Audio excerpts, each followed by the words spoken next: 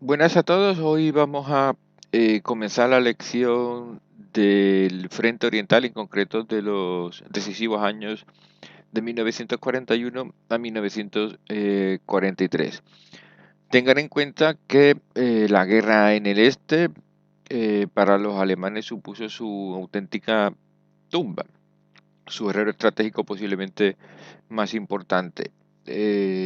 A su vez, consideren que aproximadamente el 70% de todas las bajas de la Wehrmacht se produjo en este frente oriental, es decir, la guerra contra la Unión Soviética o la Gran Guerra Patria, como le han denominado ya en aquella época los propios soviéticos. Por tanto, se trata de una lección sumamente importante, sin la cual es imposible comprender el por qué Alemania pierde la Segunda Guerra Mundial. En primer lugar, siempre hacemos un análisis general de tipo geográfico y en este caso la geografía es incluso más decisiva. Aquí, por ejemplo, vemos en este mapa la inmensidad del espacio ruso, o mejor dicho, soviético. Ya saben que la Unión Soviética, que se crea formalmente en 1918, supone en realidad un conglomerado de repúblicas teóricamente autónomas, 17 en concreto, que suponen en su conjunto un espacio euroasiático inmenso y desde el punto de vista militar absolutamente inconquistable. Sin embargo, para el alma de este inmenso territorio, la zona más importante es lo que se denomina la Rusia europea, que son los territorios que están al oeste de los Urales. En teoría, si se conquistan, el resto del territorio acaba sucumbiendo, puesto que al oeste de los Urales y en concreto en un eje que va desde Leningrado, Moscú, Mar Negro, se concentra esencialmente el 70 al 80% de la industria soviética, además del centro del poder político, que es la capital Moscú. Por ende, si se conquista esos territorios, si será la idea de Hitler, evidentemente acabaría claudicando la Unión Soviética dirigida por Stalin desde 1926. Naturalmente, este espacio es, como digo, en sí mismo inconquistable, no tanto por la obviedad de su inmensidad, sino por su propia orografía. Es un espacio complejo, es un embudo que se va extendiendo, va aumentando conforme se va adentrando el territorio y que está surcado de grandes y caudalosos ríos, que iremos viendo a lo largo de las lecciones, que convierten la defensa del territorio de la Rusia europea en un auténtico quebradero de cabeza para los atacantes. Por supuesto, Hitler no fue el primero que atacó o intentó conquistar Rusia. Ya saben que los suecos lo intentaron en el siglo XVIII y los franceses, Napoleón, en el siglo XIX, con sendas derrotas trágicas y, de hecho, el fin de ambos imperios. Bien, en primer lugar es importante adentrarnos un poco, puesto que en clases pasadas hemos visto elementos respecto de la doctrina militar alemana, adentrarnos, como digo, un poco en el desarrollo de la doctrina militar soviética, que va a ser absolutamente fundamental para comprender la forma de combate del soldado ruso. Para empezar, el desarrollo de la doctrina militar soviética tiene dos grandes padres, historiográficamente hablando. Uno, el general Suvorov, que es un general que es del siglo XVIII en realidad, él muere en el año 1800, pero está considerado como el verdadero precursor del concepto de Estado Mayor ruso zarista en este caso.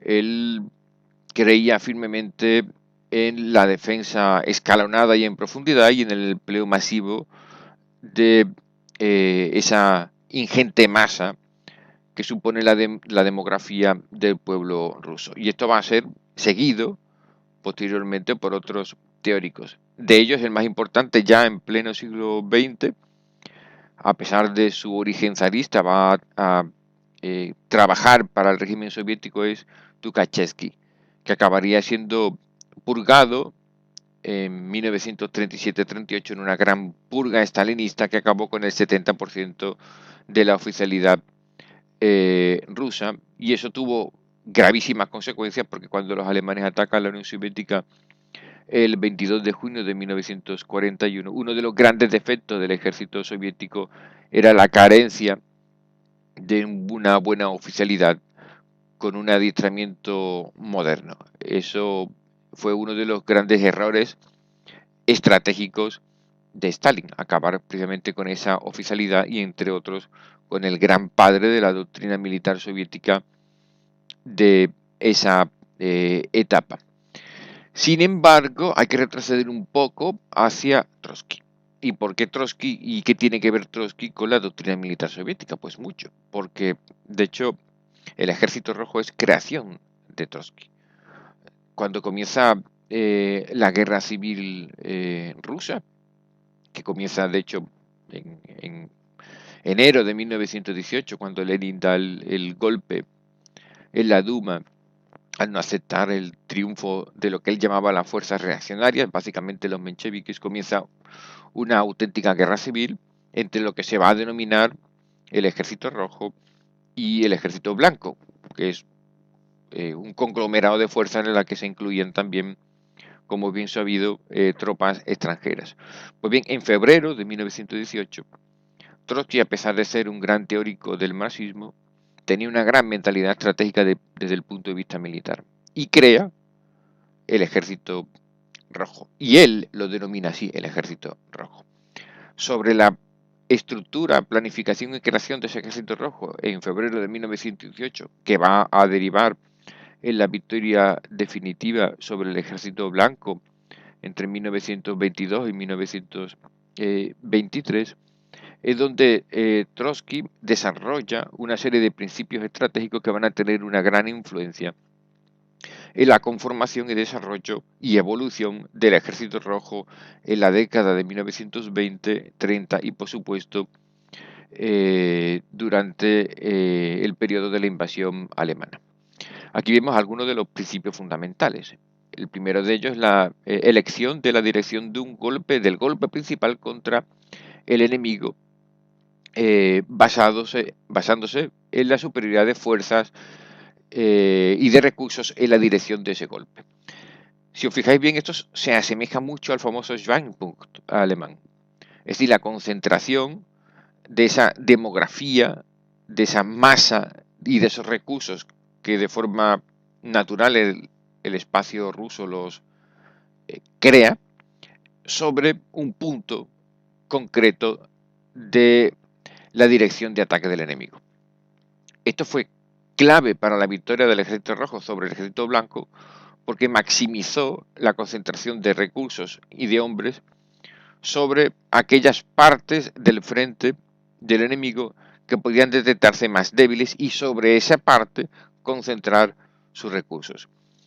A pesar de que este pensamiento de Trotsky es, como podemos ver, de principios del siglo XX, va a sobrevivir a lo largo de la creación y evolución de la doctrina militar soviética y de hecho se va a incrustar en la gran doctrina creada más adelante por Tukhachevsky. En otro orden de cosas, Trotsky consideraba que había que emplear diversos métodos de combate en función de la situación dada. Lamentablemente esto es uno de los aspectos que, aunque conceptúa Trotsky, no sobrevive en la doctrina militar soviética posterior. Al menos entre 1941 y 43. Posteriormente evolucionará y se modernizará. Trotsky era consciente que la maximización tenía también relación directa con la inteligencia, es decir, emplear métodos que dependan de la situación y por tanto la adaptación a la evolución táctica del enemigo, de la evolución de su propia doctrina y por supuesto de su nivel operacional. Así es como hay que desarrollar nuestras propias labores ofensivas o defensivas, dependiendo de cómo sea el caso.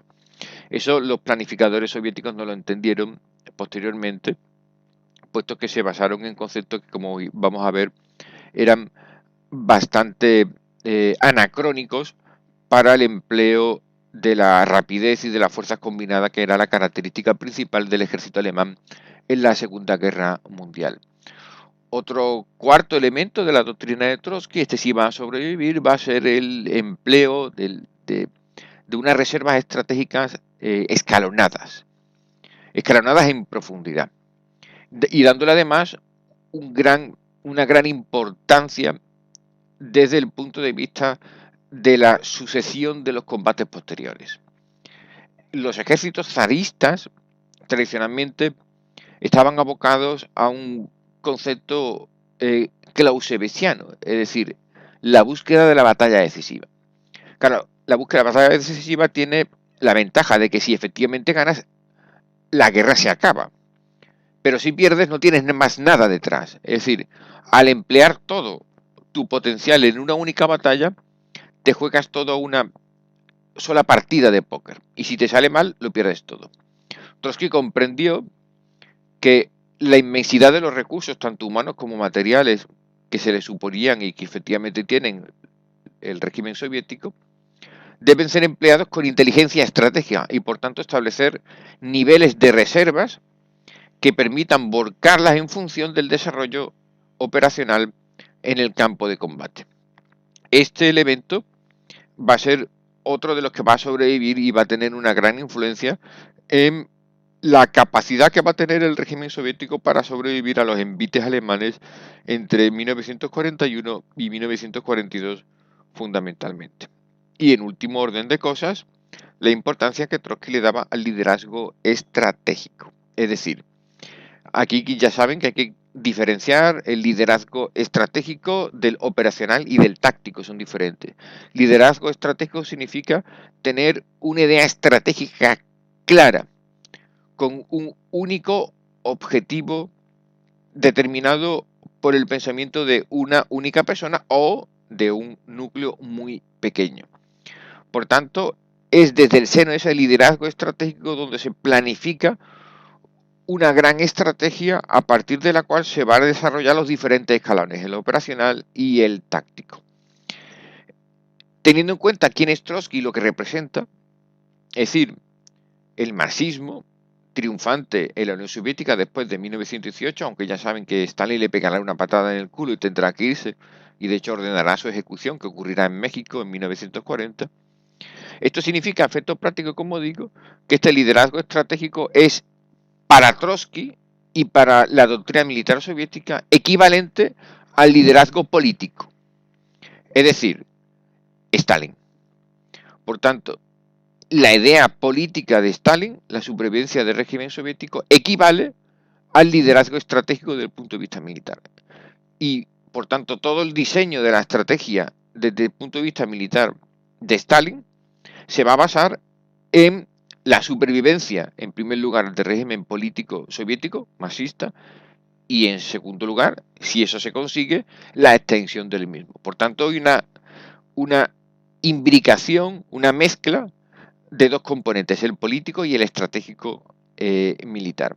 Algo que, como ya sabemos, en los regímenes liberales no existe, sino que existe una división clara entre el órgano político y el órgano militar del que emana el liderazgo estratégico. En este caso, Trotsky, como conformó el Ejército Rojo y gran parte de la ideología marxista tuvo una fuerte influencia en los primeros años de desarrollo de la Unión Soviética, implementa la idea de que el liderazgo estratégico equivale en este caso también al liderazgo político.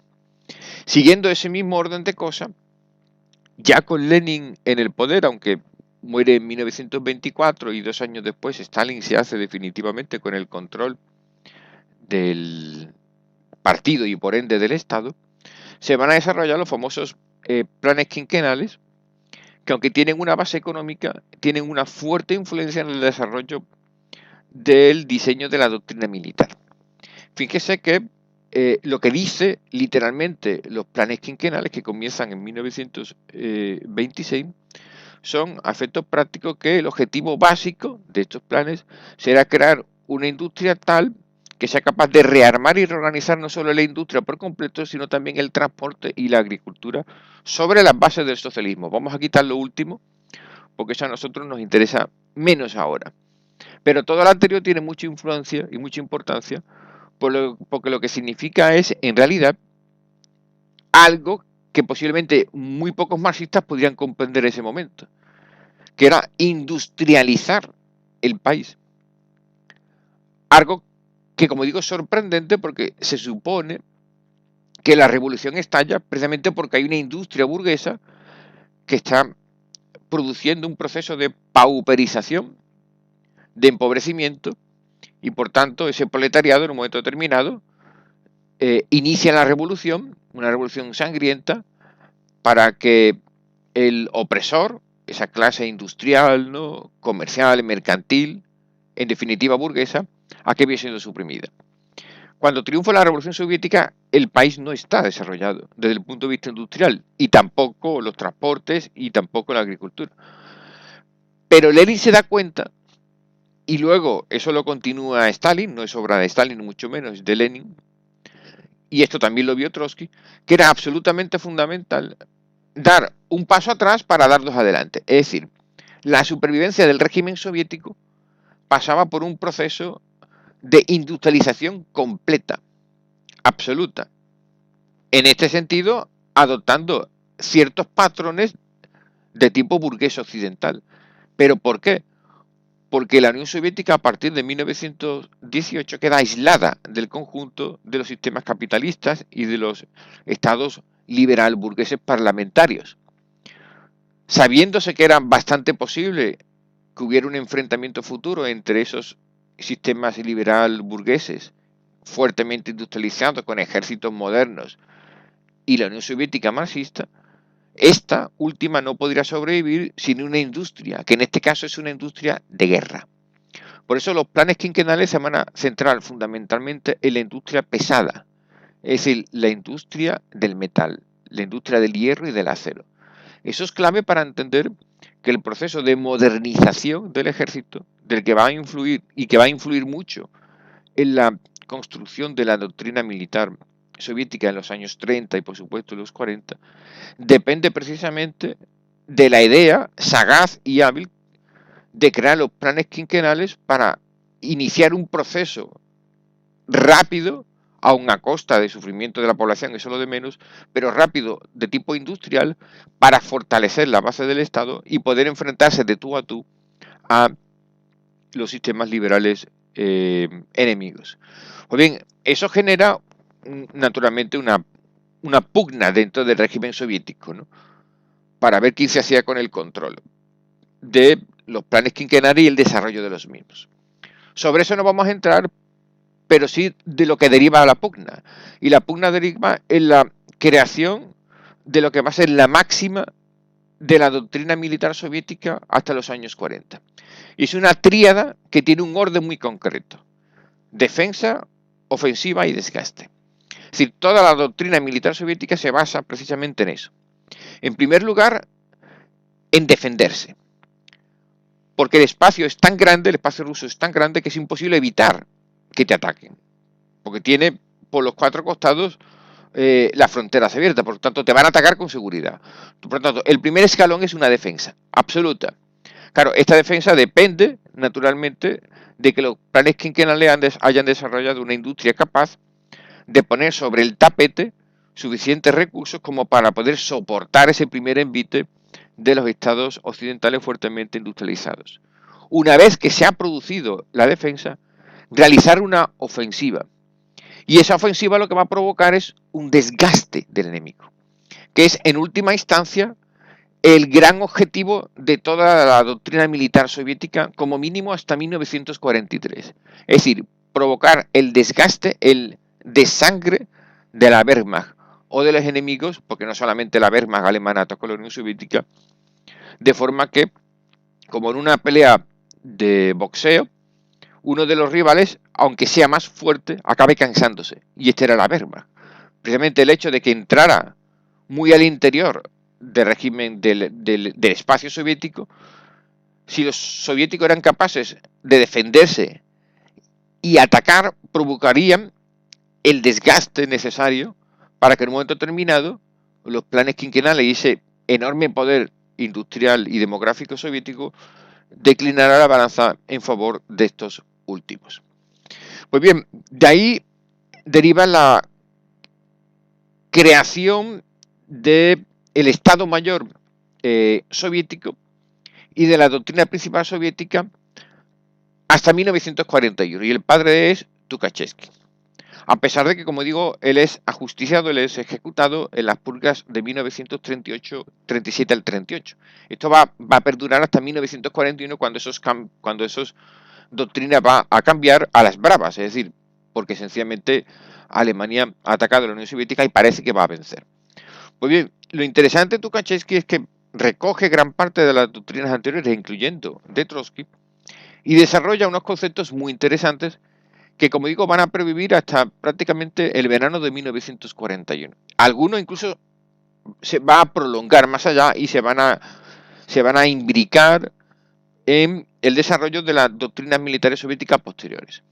En primer lugar es la idea de masa y potencia de recursos, que esto, como ya vemos, es anterior. Tukhachevsky se da cuenta de que la gran fortaleza del oso ruso es precisamente su enorme potencial de recursos, tanto industriales como sobre todo humanos.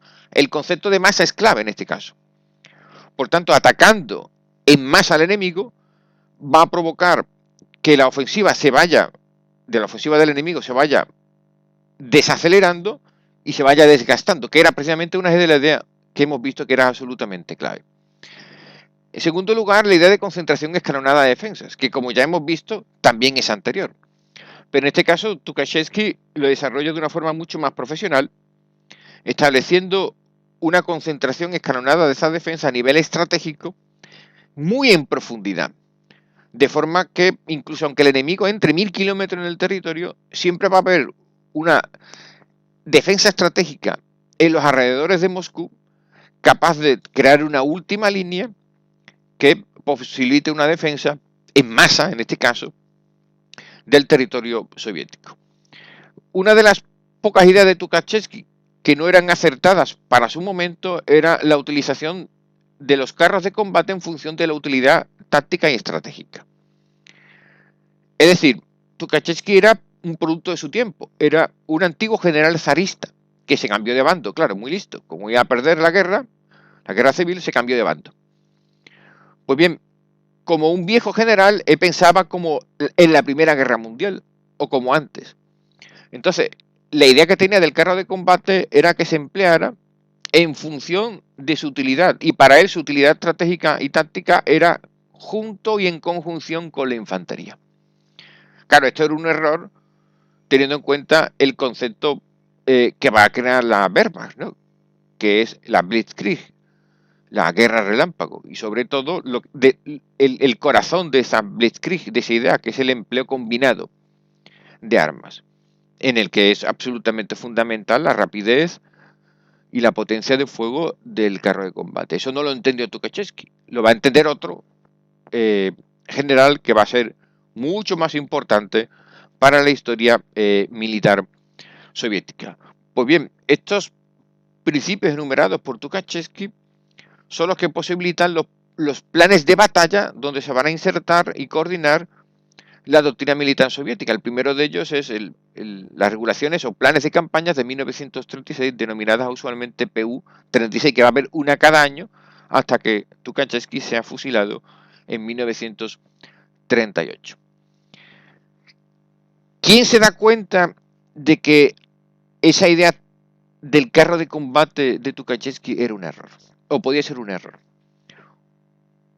Un teniente coronel absolutamente desconocido, que acabará siendo muy famoso porque acabará siendo el gran conquistador de Berlín en mayo de 1945. Pero que en el otoño de 1939 era un tío con mucha suerte que se había escapado de las purgas de Stalin por los pelos. Y su nombre, Georgy Zhukov, muy famoso. Pues bien, Zhukov estaba destinado, y eso posiblemente le salvó el pellejo, en la quinta puñeta, es decir, en Manchuria, al lado de Mongolia. donde Cristo dio las tres voces. Allí había un enfrentamiento histórico, una rivalidad histórica fronteriza entre Japón, que había ocupado Manchuria en 1931, y luego, ya saben, la costa oriental de China en 1937. Entre los japoneses, como digo, y los rusos, o los soviéticos, por así decir. Aunque ni la Unión Soviética ni Japón estaban en guerra, se produjo una fricción fronteriza en mayo de 1939 que va a provocar una batalla muy famosa en septiembre del 39. O sea, al mismo tiempo que se está produciendo la gran campaña Alemania de Polonia, la invasión de Polonia en el 39, se va a producir una batalla sumamente importante allá, muy, muy, muy en el este. Esa batalla, llamada Kargil Gol, en septiembre de 1939, dirigida por Georgy Zhukov, es la primera vez en la que los soviéticos utilizan en una contraofensiva contra los japoneses las armas combinadas. Es decir, utilizan la aviación, fuerzas motorizadas y fuerzas mecanizadas en conjunción y logran una sorprendente victoria frente a los japoneses. Esto era revolucionario, porque hasta ese momento pervivía la vieja idea de Tukhachevsky de que el tanque debía ser empleado básicamente en conjunción con la infantería, así como en la Primera Guerra Mundial. Claro, Georgy Zhukov tuvo una visión mística muy afortunada, o sencillamente leyó, tal vez, las obras de Guderian, ¿no? Achtung Panzer, es muy posible que lo hubiera leído. Y emplea combinadamente diversas armas y logra una victoria. Sin embargo, y a pesar del éxito espectacular que le granjea el favor inmediato de Stalin, no logra reconvertir lo que había sido una victoria en una batalla pequeñita en un cambio en la doctrina militar soviética respecto del empleo del arma mecanizada y motorizada, sino que todo lo contrario. En noviembre del 39 se emite una orden para disolver los cuerpos de carros de combate. Esto es trágico para la Unión Soviética. El por qué se hace esto es porque Stalin, a pesar de que le da dos palmaditas en la espalda a Zhukov y dice, muy bien eso, chico, está muy bien, te perdono la vida, él no cree que la Unión Soviética disponga de la capacidad doctrinal para desarrollar eso en masa. Entonces, como él está pensando en otras cosas, básicamente en matar a todo el que no le gusta, pues entonces dice, pues los carros de combate son caros y además se estropean, vamos a quitarlo de en medio. Y literalmente los cuerpos de carros de combate que estaban operando en conjunción gracias a Zhukov son disueltos muy poco tiempo después, con muy trágicas consecuencias, porque cuando los alemanes entren en la Unión Soviética en junio del 41, el empleo de carros de combate por parte de la Unión Soviética está en pañales desde el punto de vista de la doctrina moderna. Esto se va a recuperar un poco después, es decir, los cuerpos de carros de combate soviéticos, pero ya con muy poco tiempo para desarrollarlos, como digo, doctrinalmente a la manera moderna, así como estaban haciendo los alemanes desde mucho antes de que comenzara la Segunda Guerra Mundial. Lo que se rescata de esa batalla de Kargil Gol y que va a perdurar hasta prácticamente el final de la Segunda Guerra Mundial va a ser la consideración de que la principal arma ofensiva para los soviéticos va a ser la artillería, y de hecho va a ser clave. Todas las ofensivas soviéticas empezaban con un martillo masivo de artillería absolutamente espectacular. Y esto tiene una explicación. Y la explicación es, en primer lugar, que no disponen del tiempo ni de una doctrina moderna, como digo, para el empleo a la alemana de los carros de combate en conjunción con fuerzas mecanizadas, por ejemplo, o con un arma aérea táctica como los Stuka. Pero en segundo lugar, porque es mucho más rápido y más barato construir un cañón que un carro de combate. Con el dinero y el tiempo y los recursos con el que fabricas un carro de combate, fabrica 4 cañones. Y claro, como un carro de combate tiene un cañón y 4 cañones son 4 cañones, pues entonces dicen 4 es más que 1. Así que listo, vamos a construir, fabricar a la bestia artillería. Claro, eso le salió bien por los pelos, porque le podía haber salido mal, porque en realidad del 41 al 42 lo que denominó la guerra en Rusia, lo que dominó, mejor dicho, la guerra en Rusia, fue precisamente el empleo de un arma rápida, eficaz, con potencia de fuego y movilidad, como era el carro de combate. En este mismo contexto hay que entender también otro elemento que va a influir mucho en la decisión de Stalin y de su Estado Mayor de no utilizar los carros de combate de una forma moderna, así como el empleo combinado de armas. Y va a ser el fracaso de los soviéticos en la denominada Guerra de Invierno de noviembre del 39 a marzo del 40 contra los finlandeses. Aquí tienen el mapa donde pueden ver que esa ofensiva que se desarrolla en todo el frente contra Finlandia. Finalmente, cuando se firma la paz el 12 de marzo del 40, los soviéticos logran ganar territorios, sobre todo en la zona del Golfo de Karelia, que era la zona importante porque lo que quería esta ofensiva, esta guerra era alejar la frontera finlandesa que estaba acá de Leningrado, que está aquí. Es decir, los finlandeses estaban demasiado cerca y Finlandia es un estado que nace después de la paz de Versalles, en un área de influencia que era, para los soviéticos, esa era su creencia, rusa, y por tanto eran enemigos históricos, por así decirlo, finlandeses y los rusos.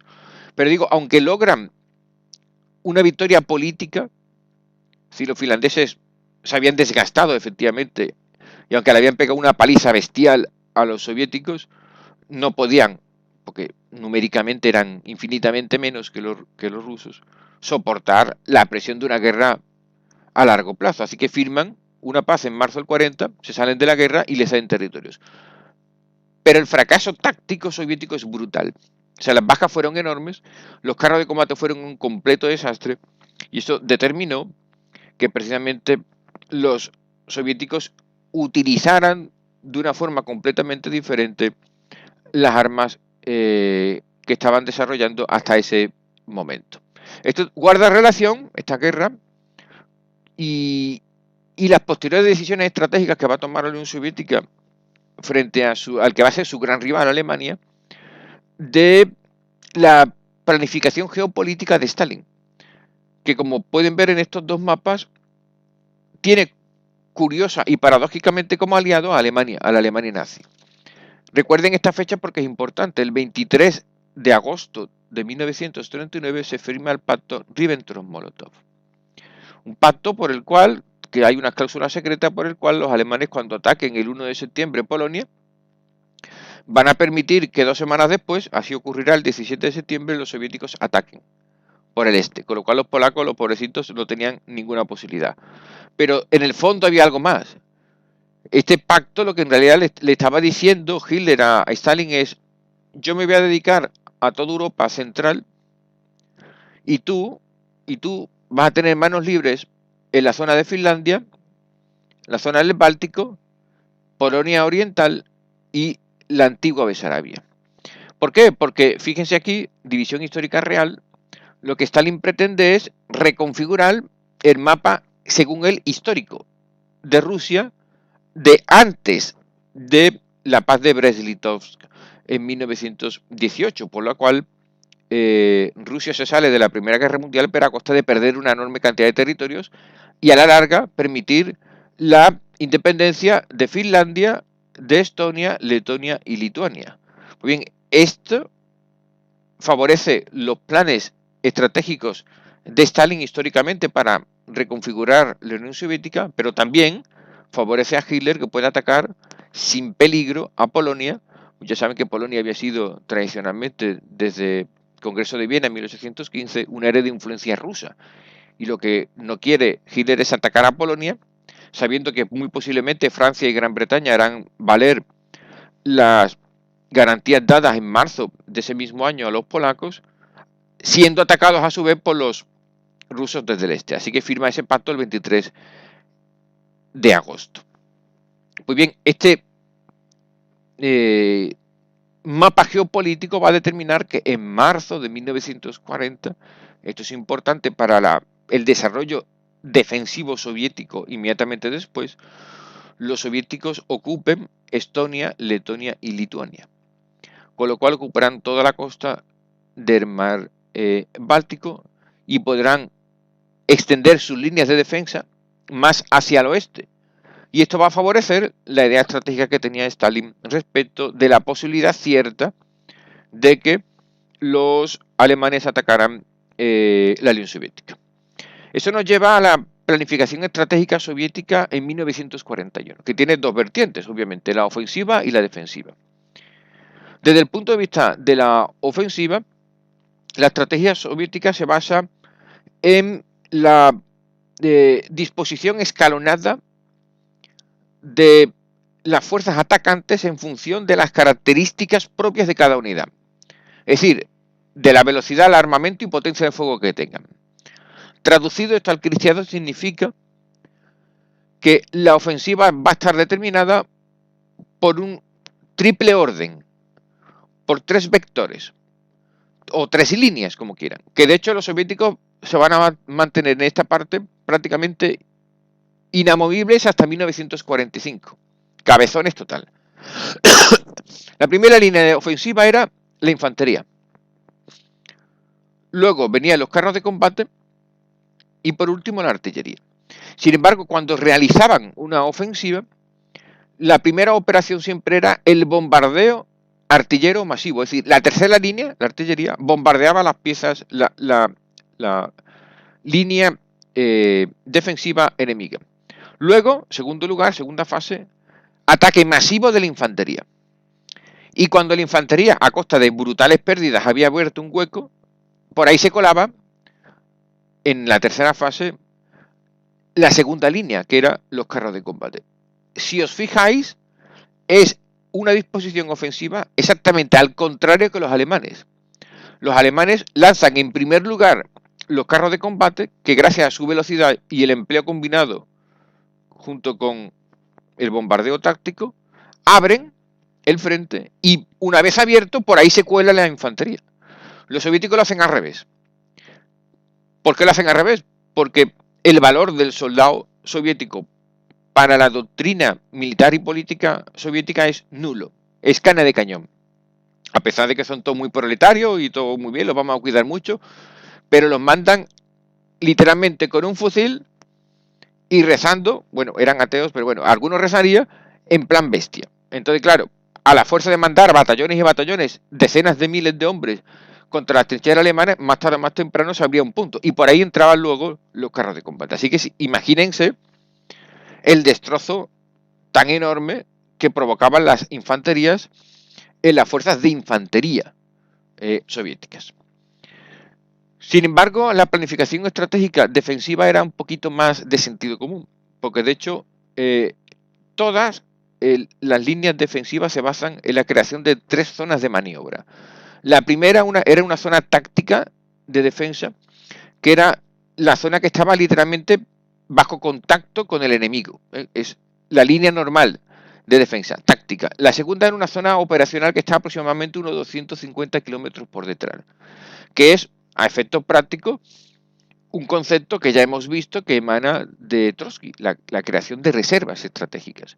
Pero en este caso es una segunda línea, porque hay una tercera línea que es la más importante, que es la zona estratégica de defensa, que son las reservas estratégicas plenamente hablando, que son las más importantes, que están 250 kilómetros por detrás de la segunda. Eso permite que en la defensa los soviéticos tengan dos líneas antes de llegar a la última.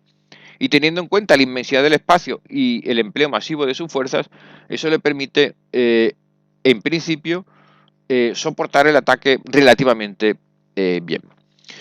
Viendo, después de todo, cómo iban las cosas, observando el éxito, cuidado, aquí los soviéticos aprendieron de los alemanes, aprendiendo de los alemanes del éxito, en Polonia, septiembre del 39, y sobre todo en Francia, mayo-junio de 1940, el comisario de defensa, Timoshenko, este general fue muy importante, reorganiza el arma blindada en junio de 1940. Fíjense, un año antes de que los alemanes ataquen, se dan cuenta de su error. Claro, ya habían perdido mucho tiempo. Repito que dan vida de nuevo a los cuerpos mecanizados precisamente porque han aprendido de los alemanes. O sea, se han dado cuenta de que el empleo masivo de carros de combate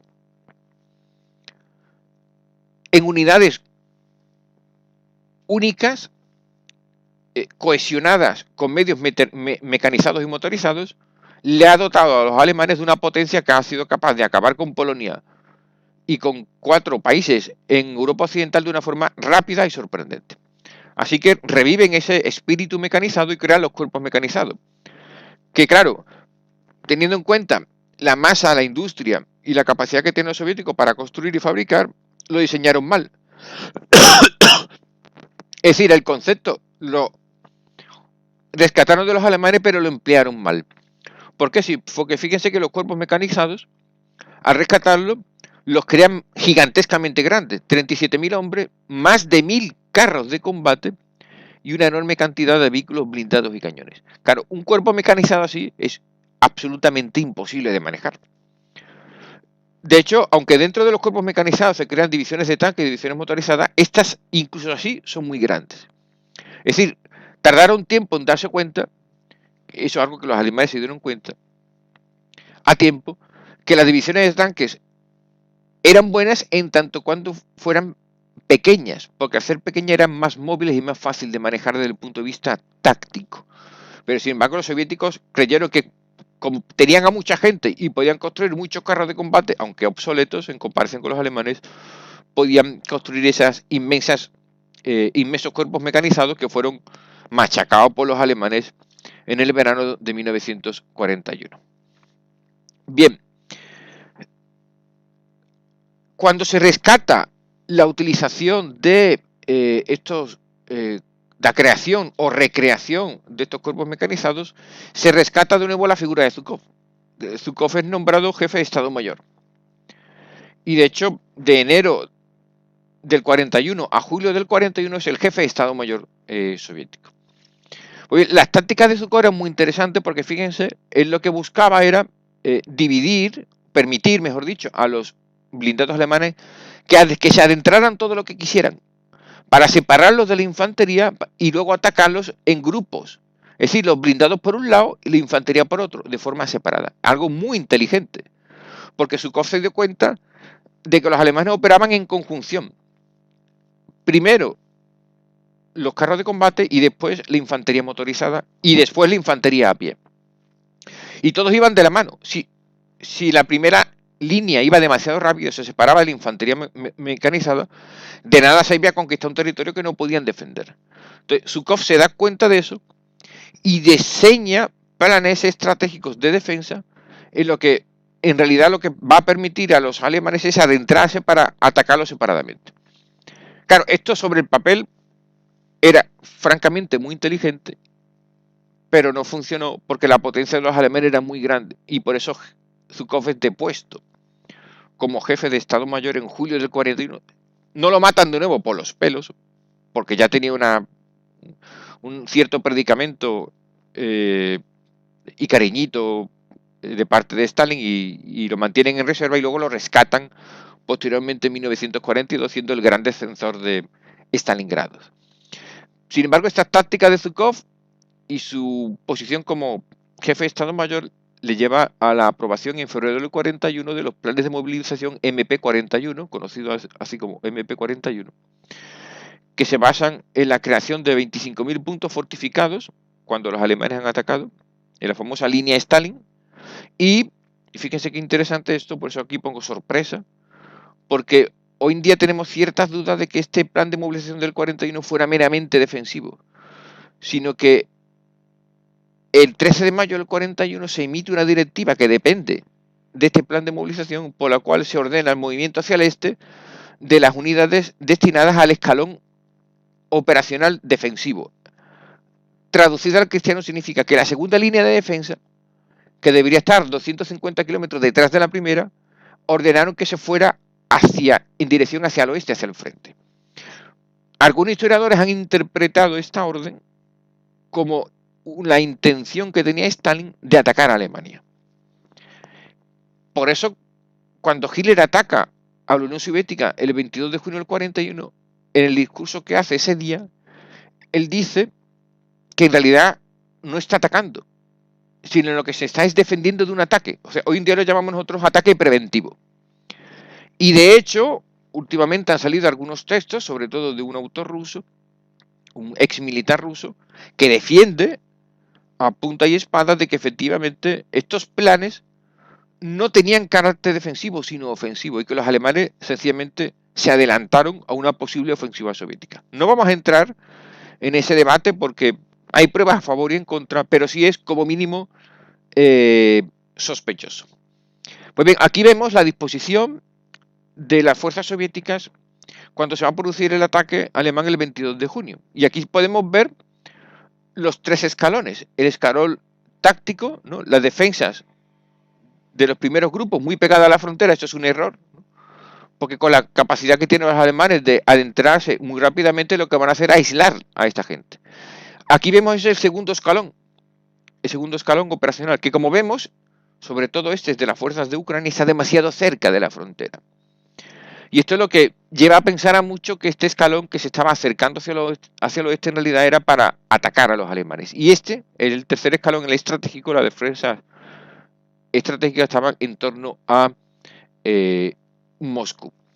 Aquí la clave para entender la que va a ser la estrategia ofensiva alemana es el gran río Dnieper, que es este que está aquí. De hecho, en el plan de ataque alemán de la operación Barbarroja se dice claramente que la intención es destruir a todas las fuerzas soviéticas al oeste del río Dnieper.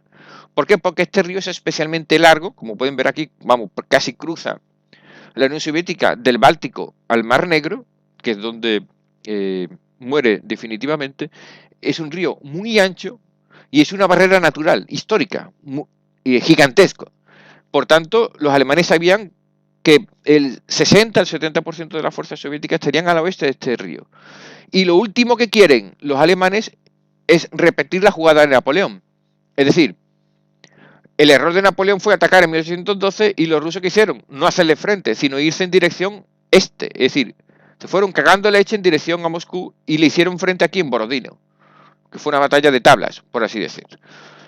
Claro, sabiendo eso, los alemanes lo que quieren es atrapar a todas las fuerzas soviéticas al oeste del Dnieper, porque si acaban con toda esta gente que hay aquí, estamos hablando de millones de tíos, así como una enorme cantidad de fuerzas y de recursos, la potencia defensiva de los segundos escalones soviéticos se verá tan mermada que posiblemente los alemanes acaben conquistando Moscú. Así que la idea ofensiva soviética, curiosamente, era coincidente, en este caso favorablemente a los intereses alemanes, respecto del despliegue soviético, que estaba demasiado hacia el oeste y demasiado pegado a la frontera y era propicio para un envolvimiento. En este mapa podemos ver la línea Stalin, ¿no? Aquí lo tenemos, línea Stalin con esas líneas fortificadas, 25.000 en realidad, que se pegan en toda la línea de frontera que va de norte a sur, pero que como veis no es una línea que está pegada a la frontera real, sino que está en una línea casi recta desde el oeste de Leningrado prácticamente hasta Odessa, que es el puerto principal de la zona de Ucrania. De ahí pasamos al plan alemán, que esto es muy sencillo de entender. La operación Barbarroja, de la que emana la directiva número 21 de diciembre de 1940, ya hemos comentado que se basa en principios muy sencillos. Que si se hubieran llevado a cabo hasta el último elemento, pues tal vez hubiera tenido éxito, pero sin embargo veremos más adelante cómo hubo algunos cambios sobre la marcha. En primer lugar, la idea estratégica básica era la destrucción de los soviéticos, destrucción física al oeste del río Dnieper. Segundo, acabar con el poder general combativo de los soviéticos, que esto equivale a destruir su industria, que básicamente se concentraba en la zona de Ucrania. Aunque en el Bielorrusia también había, pero casi todo está en la cuenca del Donetsk, que es un territorio que está al norte y al noreste de Ucrania.